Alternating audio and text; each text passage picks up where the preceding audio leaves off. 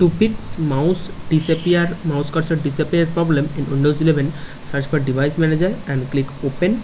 After opening this, you have to expand this option and you have to update these all drivers. Okay, now if you are using cable driver, cable mouse or USB cable mouse, USB connection mouse, then you should update this all 4 drivers. Okay, if you are not using that type of mouse, if you using touchpad, I will show you how you can solve this problem. If you using mouse, then you have to update these 4 things.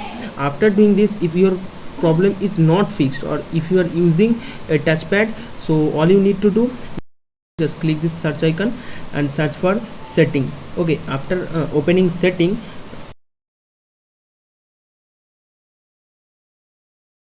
just search for touchpad.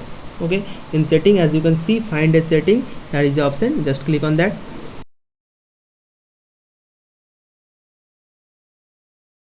and type touch and it will show touchpad. Just click on any option, it will directly go to touchpad option. Okay, now after doing that, you have to enable this touchpad option and first of all disable it and then enable it. It will fix your problem. If that is not fix your problem, just click on this advanced option. As you can see, there is a advanced option, just click on advanced.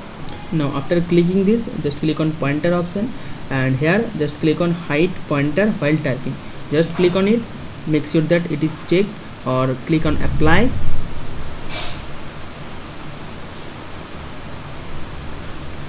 Now click on OK. Okay, after doing all this problem, your mouse cursor disappearing problem should be fixed. If this is not fixed yet, then all you need to do, press F1 to F12, try to press this button, it will fix your issue. If this is not going to fix your issue, then you have to change the battery of your mouse.